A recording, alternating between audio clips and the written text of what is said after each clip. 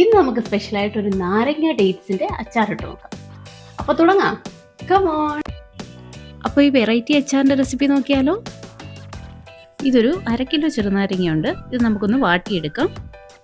അപ്പോൾ വെള്ളം ഒഴിച്ച് കുറച്ച് ഉപ്പ് കൂടെ ആഡ് ചെയ്തിട്ട് നന്നായിട്ടൊന്ന് തിളപ്പിച്ചെടുക്കണം. അപ്പോൾ ഇത് നന്നായിട്ട് വെന്ത് കിട്ടിയിട്ടുണ്ട്. ഇനി ഒരു പാൻ വെച്ച് അത് ചൂടാവുമ്പോൾ അതിലേക്കൊരു 1/2 കപ്പ് നല്ലെണ്ണയാണ് ആഡ് ചെയ്യുന്നത്. എന്നിട്ട് ഒരു 1 ടീസ്പൂൺ കടുക്, 1 ടീസ്പൂൺ ഉലുവ പൊടി ആഡ് ചെയ്ത് കൊടുക്കുക. പിന്നെ ഒരു 3/4 കപ്പ് വെളുത്തുള്ളി.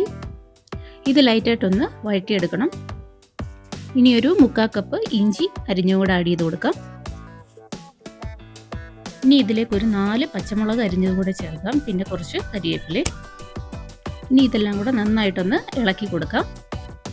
ഇനി ഇതിലേക്കൊരു 1 ടീസ്പൂൺ മഞ്ഞൾപ്പൊടി, 1 ടീസ്പൂൺ ഉലുവാപ്പൊടി, ഒരു 2.5 ടേബിൾ സ്പൂൺ കാശ്മീരി ചില്ലി.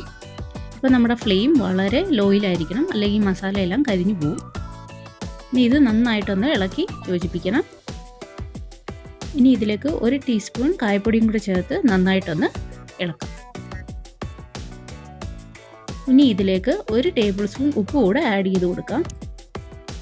ഇനി ഇത് നന്നായിട്ടൊന്ന് മൂത്ത് വരുമ്പം ഇതിലേക്ക് 1 കപ്പ് വെള്ളം കൂടെ ആഡ് ചെയ്ത് കൊടുക്കുന്നുണ്ട്. അപ്പോൾ ഇത് നന്നായിട്ട് തിളച്ച് കഴിയുമ്പം നമുക്ക് ഒരു 1/2 കിലോ അടുപ്പിച്ച് ഡേറ്റ്സ് കാണും. അതിൻ്റെ സീഡൊക്കെ റിമൂവ് ചെയ്തിട്ട് ഇതുപോലെ അരിഞ്ഞ് ചേർത്ത് കൊടുക്കാം. ഇതിനി ലൈറ്റായിട്ട് ഈ മസാല കിടന്നിട്ടൊന്ന് കുക്കാവണം. ഇത് നന്നായിട്ട് കുക്കായിട്ടുണ്ട്. ഇനി നമ്മുടെ വേവിച്ച് വെച്ച നാരങ്ങ അരിഞ്ഞ് ഇതിലേക്ക് ആഡ് ചെയ്ത് കൊടുക്കാം. ഞാനിവിടെ നീളത്തിലൊരു മീഡിയം സൈസിലാണ് നാരങ്ങ അരിഞ്ഞെടുത്തിട്ടുള്ളത്.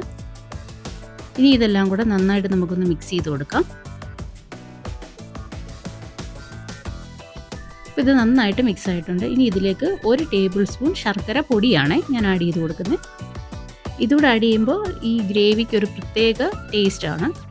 അപ്പോൾ നമ്മുടെ അച്ചാർ ഇവിടെ റെഡിയായി. വീഡിയോ ഇഷ്ടമായെങ്കിൽ സബ്സ്ക്രൈബ് ചെയ്യാൻ മറക്കല്ലേ.